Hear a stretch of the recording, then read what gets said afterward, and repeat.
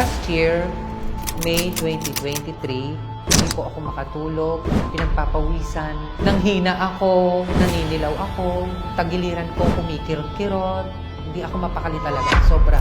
Sabi ko, Lord, wag mo na, marami pa akong obligasyon sa mundo ka. First na hospital ang pinuntahan ko, nalaman nila meron ako. So yung that time na yon, tuloy pa rin yung gamot, parang hindi nawawala yung sakit. Hindi ko na kaya. Sa sobrang sakit, parang gusto ko na sumuko eh. Tapos yung nagpa-second opinion ako, pumunta ako sa HP, sabi nila meron akong bato sa... Ako po si Rico Giam, 39 years old, from Nueva Ecija. Last year, May 2023, nung gabing yon, nakakaramdam ako ng hindi maganda sa katawan ko.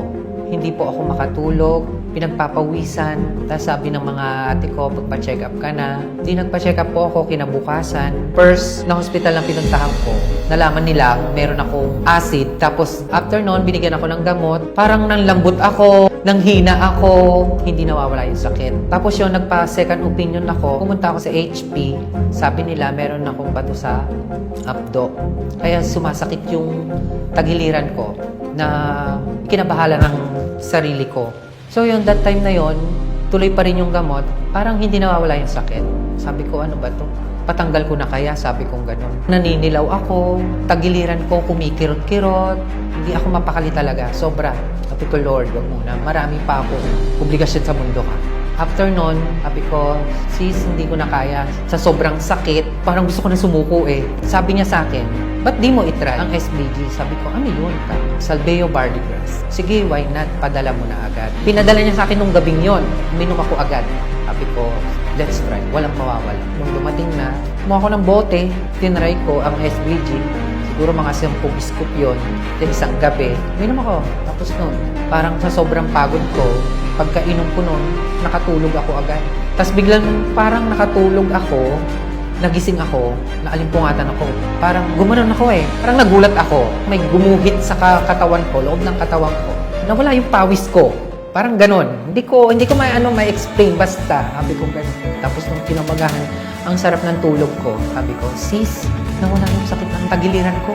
Grabe. Nag-third opinion na ako noon. Sabi ko naman, pabuksan ko na kaya, patanggal ko na kaya.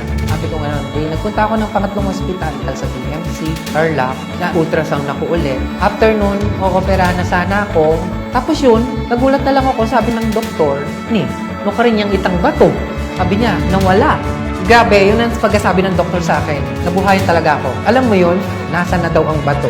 Nawawala. Sobrang saya ko kasi hindi ako na-operahan, hindi ako nabuksan.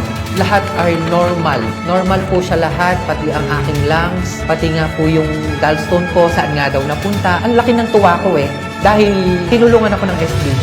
So sobrang thankful ako, hindi ako na-operahan. Yun, ang laking tulong. Promise. Ang laking pinagbago ng buhay ko dahil sa SBG. Hanggang ngayon, umiinom pa rin ako. Hindi ko tinitigilan. Sis, thank you dito sa SBG. Padalan mo pa ako ng marami. 3 beses ako umiinom sa isang araw. Ginagawa kong 10 scoop.